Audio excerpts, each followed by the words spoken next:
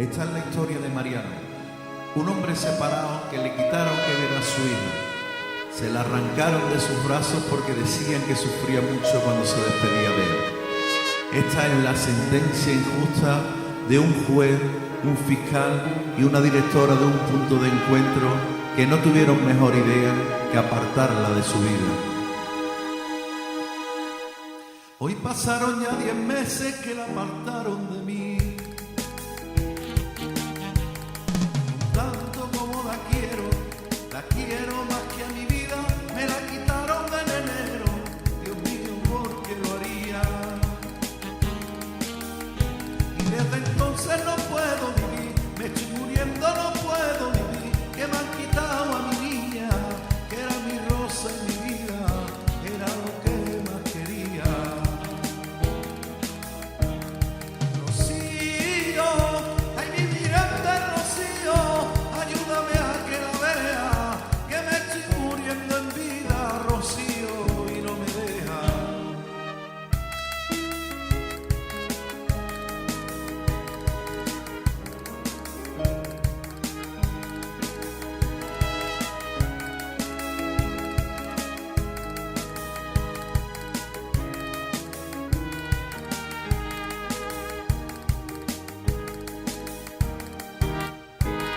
Me acuerdo del 6 de enero con sus juguetes en la mesa. Estaban sus amiguitos, como siempre en ese día, jugando con su cacharro como si ella estuviera. Y me preguntan y yo no sé qué decir, no le respondo porque no sé qué decir. Y cojo y me doy la vuelta, con lágrimas en los ojos, me escondo que no me vea. Rocío, ay mi mierda Rocío, ayúdame a que la vea, que me estoy muriendo en vida, Rocío, y no me deja.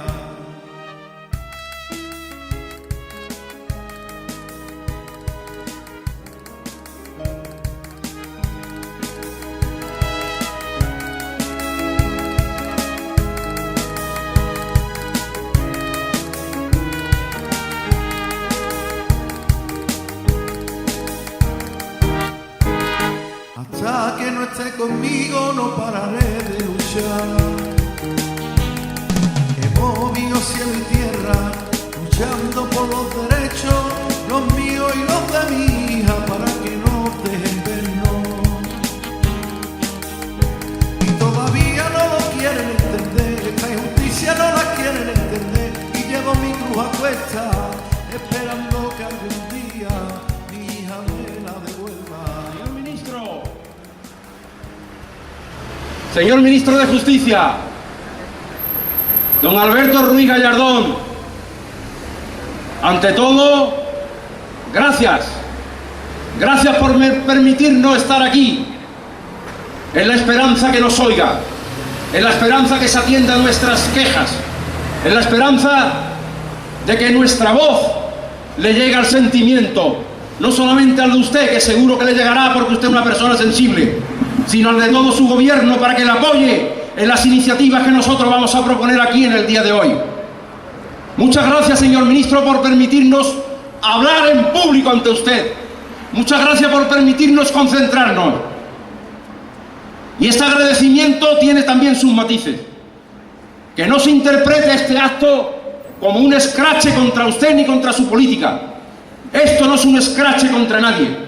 Esto es un acto de petición de justicia en función del derecho constitucional, del derecho de petición. Venimos a pedir justicia. Venimos a pedir lo que nos pertenece y nos quitan, nos roban, nos usurpan ilegítimamente. Señor ministro, no venimos a expresar una protesta, venimos a exponer un quejío, la expresión de un sentimiento roto. Venimos a exponer lo que llevamos en nuestra sangre, a exponer el dolor de nuestras venas y nuestras arterias cuando se nos roban a nuestros hijos. Eso es lo que venimos nosotros a exponer. Eso no tiene nada que ver con los actos de justicia que tanto se han propagado, contrario a sus actuaciones, como se han referido a las tasas judiciales. Pasamos de tasas judiciales. No venimos a pedir mejoras salariales, no venimos a pedir subvenciones para las asociaciones de padres. que nadie nos ayuda, nadie. No venimos a protestar tampoco por las ideologías de género implantadas en contra nuestra y que tanta eficacia están teniendo los medios sociales y sobre todo los medios financieros de subvención pública. No venimos a pedir ni a protestar por nada de eso. Venimos a pedir, señor ministro, que se nos permita querer y ser queridos por nuestros hijos, por nuestros nietos, por nuestros sobrinos, por quienes son nuestros descendientes, por quienes tenemos vínculo de sangre.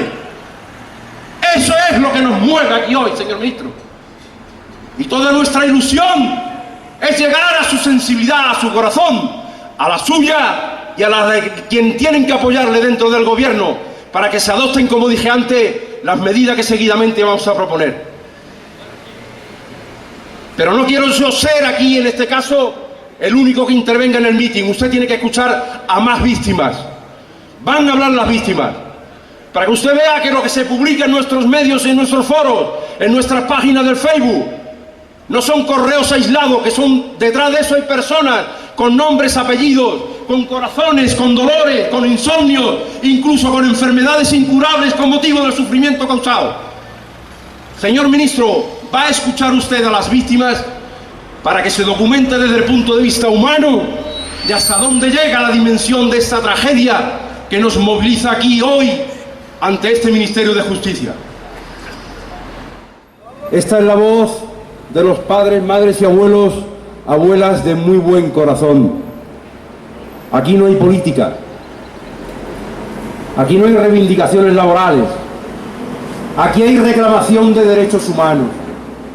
Esta es la voz de las personas sensatas, los desheredados de la ley, los expulsados de las sedes judiciales, los maltratados institucionalmente por jueces y fiscales sin corazón. Esta es la voz a quien se le pide su voto en las convocatorias electorales. Esta es la voz a quien después se le desatiende cuando reclaman algo. Esta es la voz de las personas de bien, con una gran capacidad de amar, que reclaman ser amados. Es la voz de los indefensos. Es la voz de quien se les quita el derecho a la prueba en el proceso. Es la voz de quien se le dice que en su nombre se protege porque los intereses y los bienes jurídicos suyos serán siempre tutelados por la ley. Y para eso se nombra un ministerio fiscal, para los indefensos, para los desasistidos, para los menores, para los desvalidos. A nosotros, que pertenecemos a ese grupo de marginados sociales, marginados institucionales, maltratados judiciales, no hay tutela judicial para nada. Es decir, somos la voz de los sin voz, la voz de los sin voz. Somos los corazones rotos de quienes tenemos gran corazón.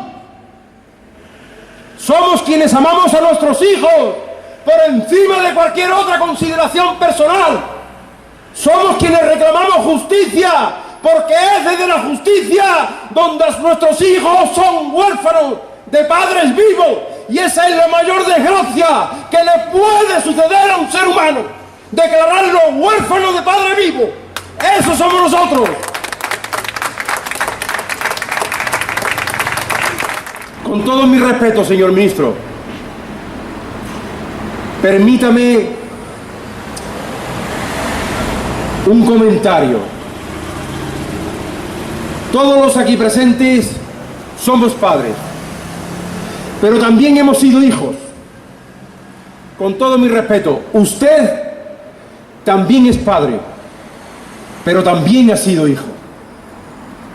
Usted fue hijo de un gran hombre de la política española, con su nombre y apellido, don Alberto Luis Gallardón, fundador de Alianza Popular, con una brillantísima carrera parlamentaria, un magnífico abogado, conocido por toda España como una gran persona, un gran hombre y un gran jurista.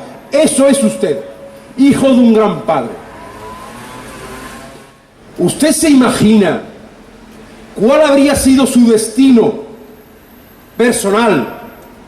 ¿Cuál habría sido su trayectoria personal si a usted con 3 o 4 añitos lo hubieran dejado por la vía de los hechos huérfano de su querido padre,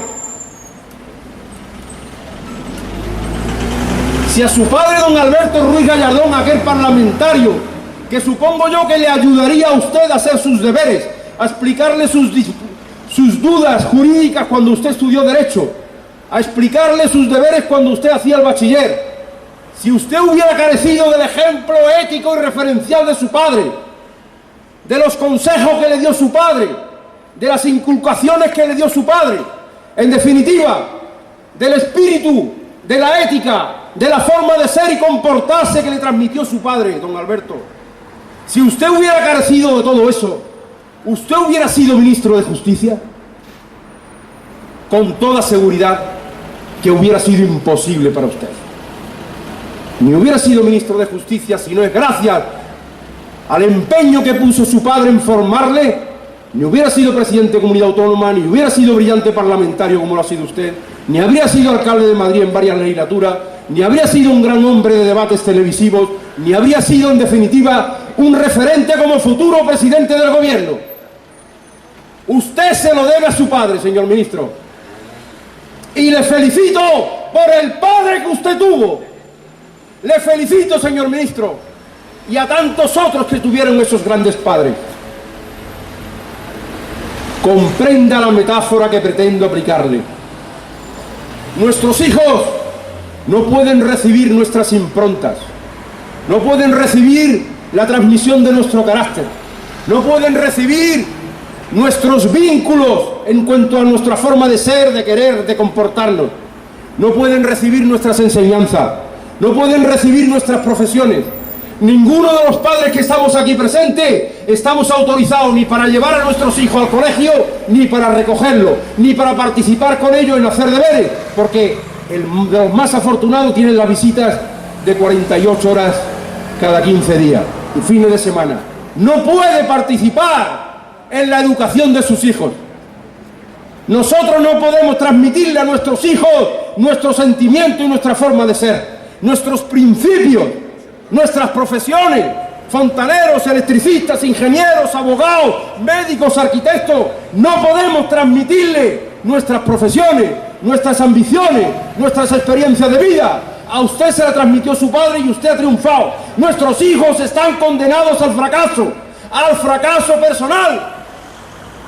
En nombre de la ley, en nombre de la ley, señor ministro, ¿cómo se puede consentir que en nombre de la ley se destroce vida, descendencia, salud? En nombre de la ley se quebrante familia. En nombre de la ley, como dije antes, se proponga, promueva y consiga la orfandad impuesta. ¿Cómo se puede consentir, señor ministro, que en nombre de la ley y bajo la excusa de la defensa del interés superior de nuestros hijos, es bueno para nuestros hijos que no reciban nuestras enseñanzas, nuestras ilusiones, nuestros consejos, nuestra sabiduría, nuestras profesiones, ni siquiera nuestros patrimonios? ¿Cómo se puede consentir, que eso pueda ser un acuerdo o una pretensión justa? Evidentemente no lo es, señor ministro. Usted ha triunfado y le felicito porque tuvo un gran padre. Nosotros no podemos decir lo mismo de nuestros hijos, a pesar de que somos padres y no delincuentes, pero se nos trata como delincuentes y por eso se nos aleja de nuestros hijos, sin delinquir, pero se nos trata igual que a peligrosos delincuentes. Imagínese, señor ministro, si usted hubiera tenido esa desgracia que han tenido nuestros hijos. Evidentemente, usted no habría sido nunca ministro de Justicia, ni ese gran hombre, de ese gran talante como es usted, y lo transmite en todas sus intervenciones públicas. Esa seriedad, ese aplomo, esa capacidad de comunicación, esa credibilidad que usted tiene en sus intervenciones, se lo ha transmitido la sangre de su padre, se lo ha transmitido la sangre parlamentaria de su padre. Nosotros no podemos transmitirle a nuestros hijos ninguno de nuestros valores, ni los biológicos ni los éticos. Los biológicos porque se fomentan con el desarrollo y con el uso, y los éticos porque se transmiten a través de la convicción. No podemos ser padres, pero sí podemos ser padres de hijos desgraciados. Esto no es de justicia, señor ministro, no es de justicia.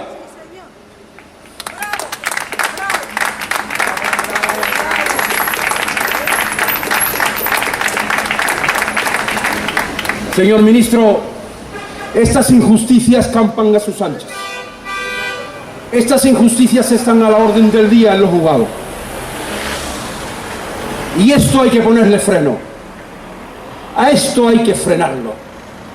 Usted, como un hombre de Estado, porque tiene talla y dimensión de hombre de Estado, y cabeza, inteligencia y experiencia política para ser un hombre de Estado, usted tiene aquí un reto como ministro y un reto como hombre de altas responsabilidades públicas.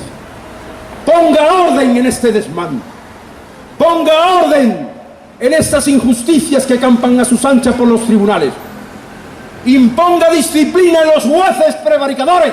Sí, los prevaricadores, los demás admirables, pero los prevaricadores, señor ministro, diste usted las medidas oportunas para que se les pueda perseguir, como se les persigue a otros delincuentes. Si se persigue la corrupción política, ¿por qué no se persigue la corrupción judicial? Es más grave la corrupción judicial que la corrupción política. Mucho más grave, porque la corrupción política persigue el enriquecimiento sin causa, el enriquecimiento injusto, al fin y al cabo la posesión de bienes materiales, patrimoniales que pueden ser rescatados a través de la acción de la justicia y recuperados aquellos bienes robados. Esa es la corrupción política. La corrupción judicial atenta contra los derechos humanos y el tiempo que se nos ha quitado de nuestros hijos es irrecuperable, para nuestros hijos y para nosotros. Las vidas de sufrimiento que se nos han provocado y se nos siguen provocando son irrecuperables para nuestros hijos, para nuestras familias extensas y también para nosotros. Señor ministro, la corrupción judicial es mucho más grave y más extendida que la corrupción política. La corrupción política es material, la corrupción judicial atenta contra los fundamentos del ser humano, contra los fundamentos de la persona, contra los fundamentos de nuestra existencia, contra nuestra dignidad, que son bienes intangibles, pero que condicionan nuestra situación, nuestra verdad, nuestra existencia. No solamente la de padre, sino también la de persona, porque antes de padre fuimos personas. Se nos niega la condición y la virtualidad de persona a través de la corrupción judicial, atentatoria contra todos nuestros derechos fundamentales. Persíguese la corrupción judicial, señor ministro. Le hemos facilitado en la documentación que ha pasado por el registro actividades que deben ser investigadas por parte de jueces y fiscales que están destrozando vida de manera impune. Están destrozando vida en la impunidad, a sabiendas de que están destrozando vida. Porque reprimir derechos fundamentales conlleva necesaria, impepinablemente e inevitablemente conlleva destrozar vida. Provoca sufrimiento, genera enfermedades, causa insomnio, genera grandes depresiones, como ha dicho Víctor, genera aquí en definitiva un sentimiento de injusticia, de incomprensión, de inseguridad jurídica. Eso lo genera la corrupción judicial. Y no hay ni un juez en la cárcel, no hay un juez en la cárcel por corrupto judicial, por corrupto, por atentar contra los derechos humanos. No hay ni un juez en la cárcel.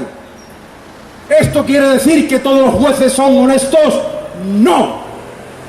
El hábito no hace al monje. La percha no hace al uniforme. Estamos viendo todos los días guardias civiles aparentemente honestos y honrados trabajando en grupos especializados en persecución del tráfico de drogas y están en la cárcel por haber sido ellos mismos traficantes y llevan uniformes verdes y tricornios. Se le presupone una honestidad que los hechos demuestran que no lo son.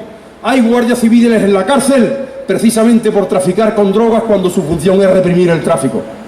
No hay ningún juez en la cárcel, no hay ningún juez en la cárcel por provocar un suicidio de un hombre, no hay un juez en la cárcel por provocar un suicidio de un niño, no hay ningún juez en la cárcel por atentar y destrozar a familias enteras, no hay un juez en la cárcel, en definitiva, por destrozar vida, porque tienen y gozan de una impunidad inmerecida. La Guardia Civil no es impune, las fuerzas del orden no son impunes, las autoridades no son impunes, los políticos no son impunes. ¿Por qué tienen que ser los jueces impunes si el hábito no es al monje? ¿Por qué? ¿Quién puede dudar que debajo de una toga, igual que debajo de cualquier uniforme, no hay un peligroso psicópata? Un criminal en serie debajo de una toga con puñetas, ostentando la presidencia de una sala de juicio. ¿Cómo se puede garantizar eso? No es cierto, señor ministro. No es cierto. Los jueces, los fiscales, los que operan en el Ministerio, en la acción de la justicia, son personas que se prestan a unos comportamientos que pueden ser igualmente deleznables como cualquier ciudadano, pero no deben gozar de esa impunidad. Mire usted, señor ministro, le voy a dar una idea que está dentro de nuestro programa asociativo. ¿Cómo se acaba con la impunidad? ¿Cómo se combate la corrupción judicial? En primer lugar, señor ministro, que un juez nunca enjuicie a otro juez, porque el corporativismo se protege. Los jueces enjuician a los jueces. Eso no vale. Eso no vale, señor ministro. Ya sabemos que eso no da resultado y tenemos lo que sabemos. No hay ningún juez en la cárcel. Los jueces no pueden enjuiciar a los jueces. A los jueces que los enjuicie el pueblo, porque la justicia emana del pueblo y para eso existe el Tribunal del Pueblo, que se llama el Tribunal del Jurado. A los jueces que los enjuiciemos nosotros, los ciudadanos, en el Tribunal del Jurado, que para eso existe, y en cambio se le ha eximido al Tribunal del Jurado la competencia de la prevaricación judicial. ¿Por qué se le ha eximido? Precisamente para garantizarle la impunidad, para garantizarle que el crimen quedará impune, para garantizarle que pueden violar los derechos humanos de la infancia y de los adultos a capa descubierta, sin límite, que ellos quedarán siempre impunes. Cuando un médico comete una infracción, no lo enjuicia otro médico. Cuando un arquitecto comete una infracción, no lo enjuicia otro arquitecto. Cuando un policía comete una infracción, no lo enjuicia otro policía. Cuando un taxista comete una infracción, no lo enjuicia otro taxista. Y cuando un carpintero comete una infracción, no lo enjuicia otro carpintero. Porque el corporativismo protege. Y eso es una garantía de la impunidad que fomenta el hecho delictivo, el hecho del delito. A los jueces, señor ministro, que los enjuicie el pueblo a través del Tribunal del Jurado. Que la prevaricación judicial que se denuncie, que prospere y se investigue. Y no que queden, como siempre, archivadas en los tribunales superiores de justicia. Esto no es justicia, señor ministro. Así es como se lucha y se combate la impunidad. Dándole al pueblo el poder de enjuiciar a sus jueces. Eso sí que es una medida de control democrático de la acción de la justicia. Que el pueblo, igual que enjuicia a los asesinos, a los grandes pederastas, a los homicidas, en definitiva, todas las competencias del Tribunal del Jurado, ¿por qué tienen que estar los jueces exentos de que sean enjuiciados por el Tribunal del Jurado? ¿Por qué? Si el delito que se comete con la corrupción judicial es muchísimo más grave que los otros delitos, porque son delitos en serie, son crímenes en serie, atentatorios contra familias enteras que se cuentan por cientos sus víctimas. Consienta, señor ministro, en esa propuesta de modificación de la ley de enjuiciamiento criminal que tiene en cierne, que la prevaricación judicial sea enjuiciada por el Tribunal del Jurado. Que nosotros los ciudadanos enjuiciemos a nuestros jueces y que no siempre los jueces sean quienes tienen que enjuiciar a nosotros. ¡Eso es justicia, señor ministro! ¡Eso es justicia! Que nosotros podamos meter a los jueces prevaricadores en la cárcel. ¡En la cárcel, señor ministro!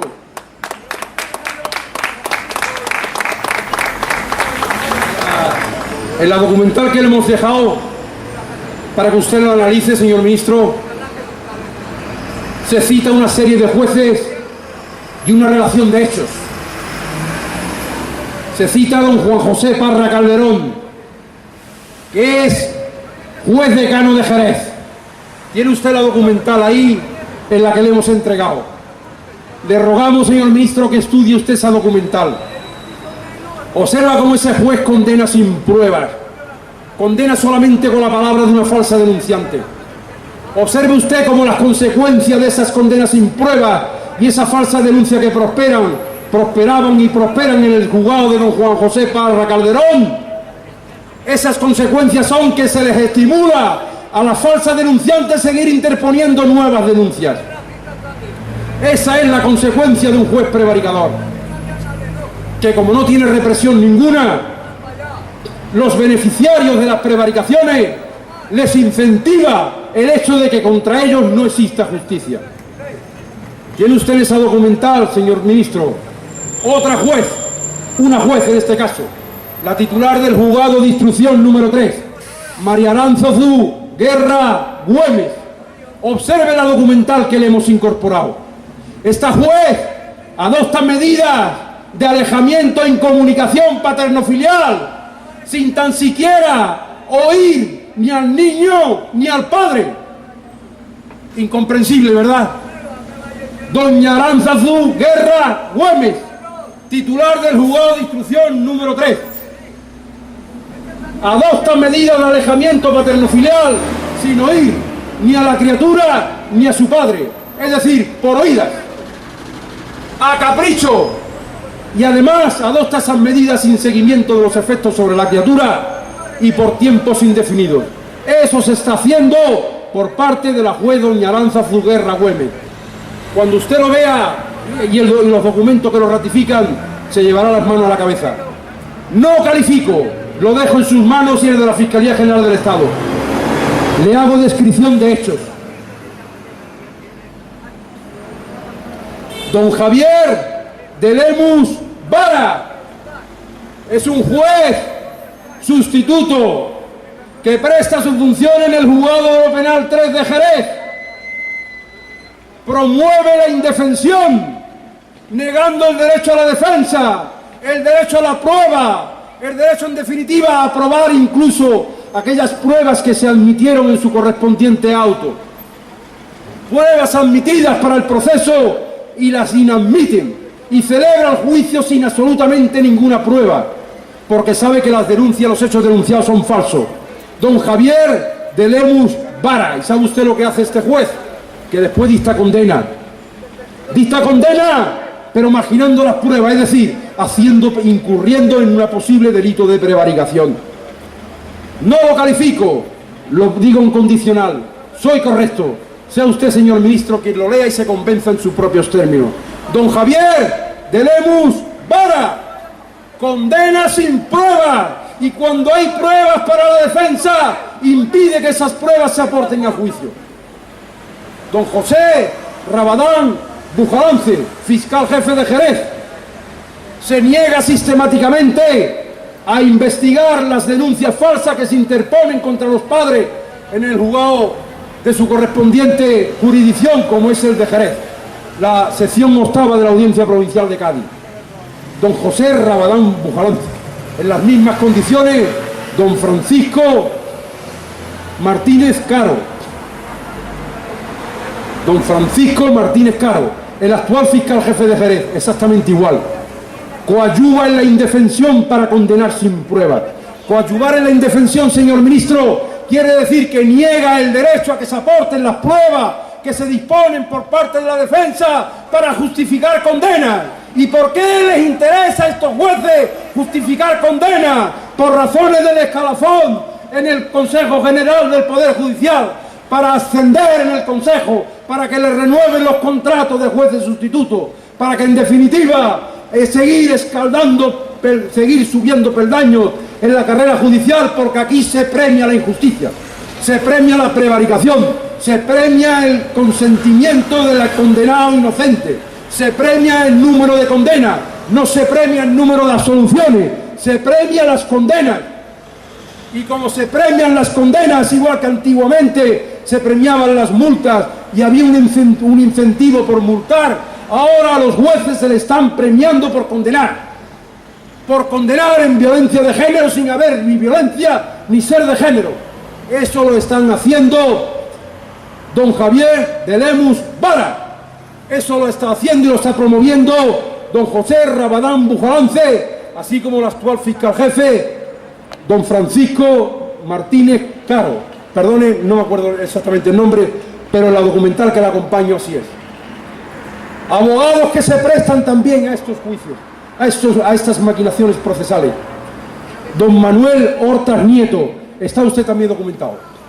Abogado que se prestan a promover denuncias falsas, a cambio de precio y recompensa, a cambio de su enriquecimiento personal, a cambio de unos beneficios, se prestan a estas sucias y asquerosas movidas, a estas formas sucias y asquerosas y repugnantes de administrar justicia. Don Manuel Hortas Nieto.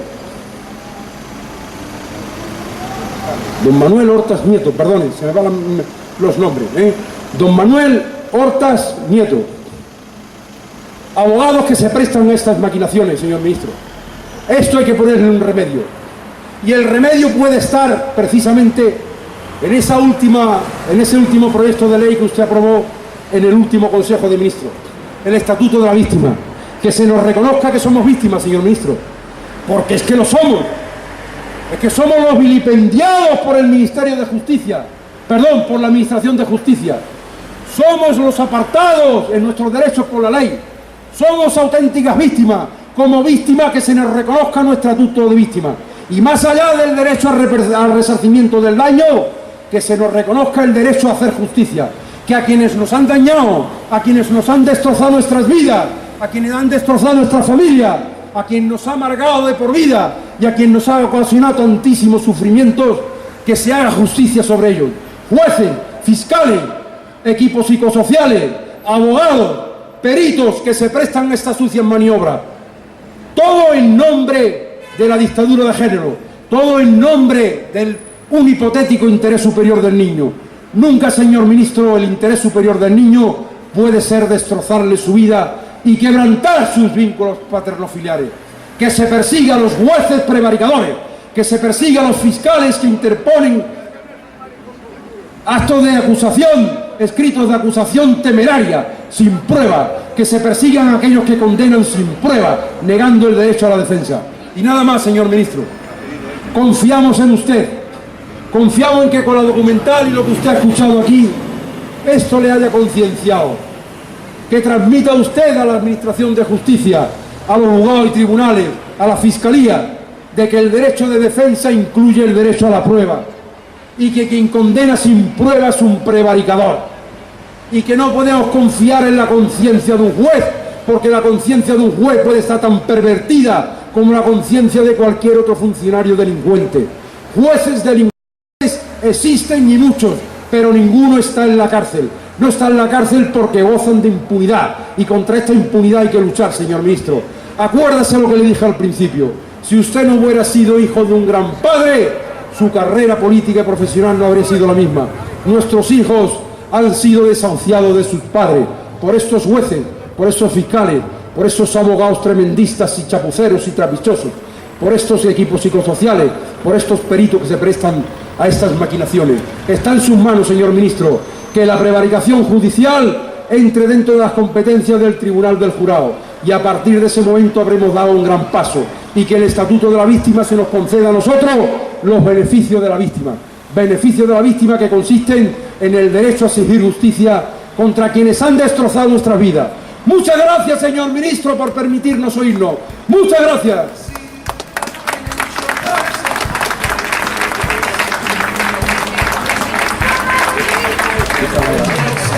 Esos niños también, a los que sus papás nunca le dejan ver, esos niños indefensos que la justicia maltrata cuando no le